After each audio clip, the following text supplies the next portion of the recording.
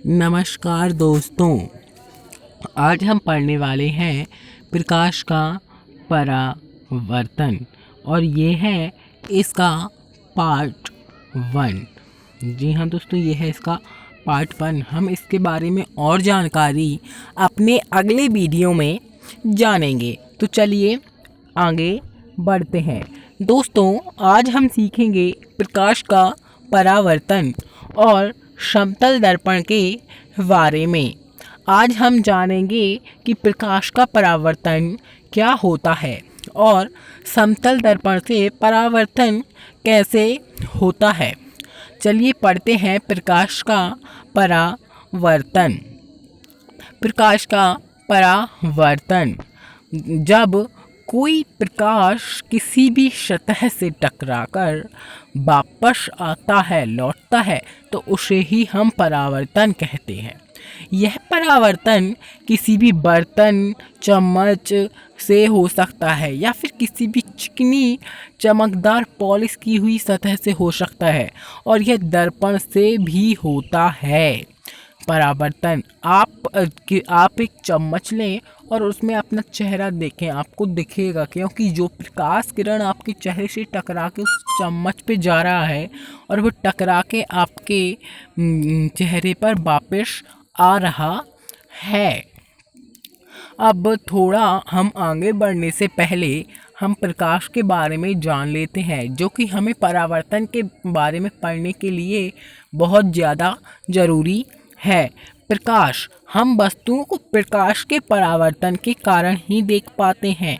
जैसे कि जब किसी बल्ब, ट्यूबलाइट या सूर्य का प्रकाश किसी भी वस्तु पर पड़ता है और परावर्तित होकर हमारी आंखों तक पहुंचता है, तभी हम उसको देख पाते हैं, वरना हम उस वस्तु को नहीं देख पाएंगे।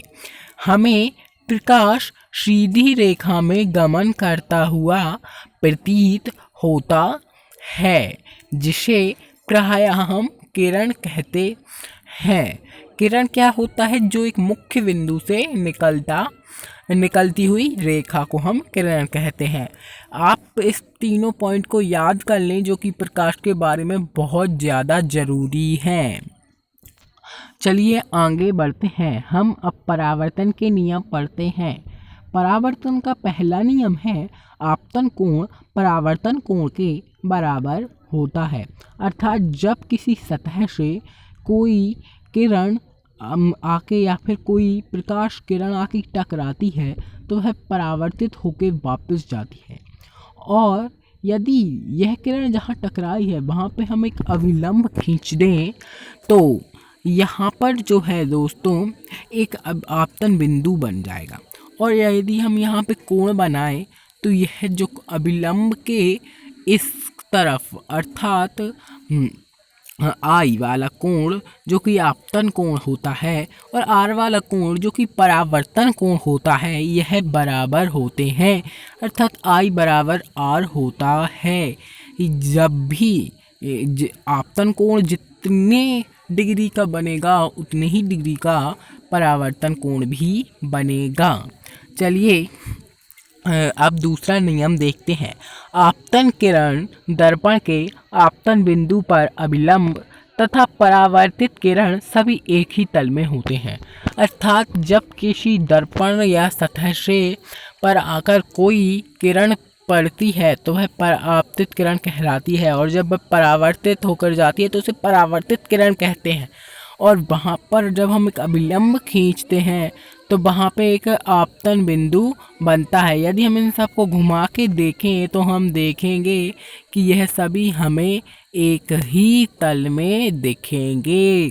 जी हाँ, एक ही तल में हमें ये दिखेंगे, मतलब एक सीधी रेखा में हम इसे देख पाएंगे। इसे ही कहते हैं एक ही तल में दिखाई देना। अब चलिए पढ़ते हैं समतल दर्पण के बारे में। दोस्तों, समतल दर्पण से परावर्तन क्या होता है उसके नियम पढ़ लेते हैं। नियम या फिर वो परावर्तन कैसे होता है ये हम जान लेते हैं।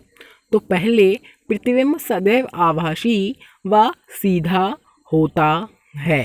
जी हाँ, प्रतिबिंब सदैव आभासी व सीधा होता है। अर्थात जब भी हम दर्पण में, हाँ, सामान्य दर्पण जो कि हमारे घर पर होता है, अपना चेहरा देखते हैं तो वह हमें आभासी दिखता है। अर्थात वह रियलिटी में नहीं होता, हमें महसूस होता है कि ये है, मतलब आभास होता है उसका, आभासी, पर वह असल में नहीं होता और वह सीधा हमें दिखाई देता है। अब दूसरा, प्रतिबिंब का आकार बिंब के आकार के बराबर होता है।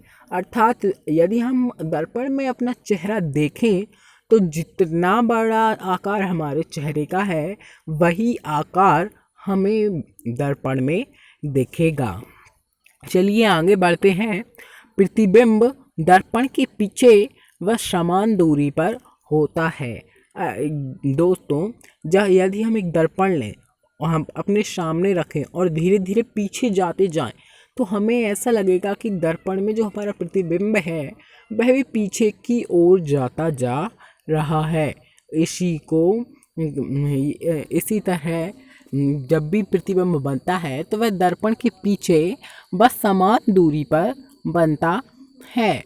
समतल दर्पण द्वारा बना प्रतिबिंब पार्श्व परिवर्तित होता है। दोस्तों, पार्श्व परिवर्तित क्या होता है? जब भी यदि हम देखें कि यदि कोई हाथ पूरब की ओर खड़े हैं और हमें दर्पण में जब हम देखेंगे तो हम देखें तो वही हाथ हमारा पूरब की ओर होगा, पर असल में अगर हम घूम के देखें तो वह हाथ हमारा पश्चिम की ओर होना चाहिए। अर्थात हम जैसे हैं वैसा हमें घूम के वैसा का वैसा नहीं बताता, हम जिस तरफ हैं वही उसी को बोलते हैं पार्श्व परिवर्तित। तो दोस्तों, आपको परावर्तन के बारे में अच्छे से समझ में आया होगा और आपने समतल दर्पण के बारे में भी अच्छे से पढ़ा होगा। वहाँ की जानकारी हम अगले पार्ट में, अगले वीडियो में देखेंगे। तो अभी तक के लिए इतना ही और thank you for watching. Thank you.